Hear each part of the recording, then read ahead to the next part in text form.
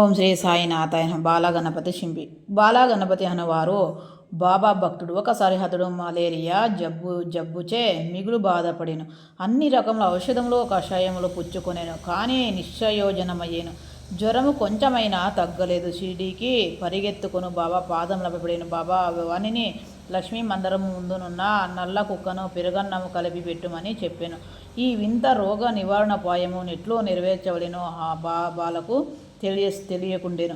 ఇంటికి పోగా అచ్చట అన్నము పెరుగు సిద్ధముగా నున్నట చూసి రెండింటినీ కలిపి లక్ష్మీ మందిరం వద్దకు వచ్చెను. ఇచ్చటగా నల్లని కుక్క తుక అల్లడించుకొనుచో కనిపించెను. పెరుగన్నము కుక్క ముందర పెట్టెను.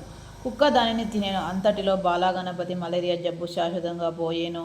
బాపు సాహెబ్ బూటీ. ఒకనాడొకప్పుడు బాపు సాహెబ్ బూటీ జిగర విరోచనములతోనూ వాములతోనూ బాధపడుచుండెను. అతని అలమారు నిండా మంచి మంచి మందులుండెను, కానీ అవేమీ గుణము ఇవ్వలేదు. విరోచనముల వల్లానో వాముల వల్లానో బాపు సాహెబ్ బాగా నిరాశించెను. అందుచే బాబా దర్శనముకై మసీదుకు కూడా పోలనుకుండెను. బాబా అతనిని మసీదుకు రమ్మని కబురు పంపి అతడు రాగానే తమ ముందు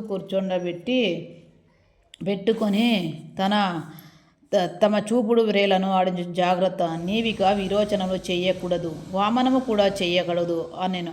బాబా మాటలు సత్తమును గడువును. వెంటనే ఆ రెండు వ్యాధులు పారిపోయాను. బూటీ జబ్బు కుదిరేను. ఇంకొకప్పుడు బూటీకి కలరా పోకెను. తీవ్రమైన దప్పికతో బాధపడుచుండెను. డాక్టర్ పిల్లే అను వైద్యుడు అన్ని ఔషధములను ప్రయత్నించెను, కానీ రోగ నివారణము కుదరలేదు. బాపు సాహెబ్ అప్పుడు బాబా వద్దకు వెళ్ళి ఆ ఔషధము పుచ్చుకొనినను తన దాహము పోయి జబ్బు కుదురునాదని సలహా అడిగాను.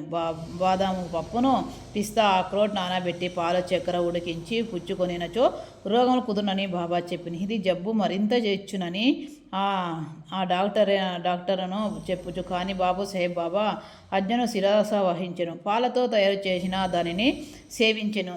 విచిత్రముగా రోగ నివారణ వెంటనే కుదిరెను.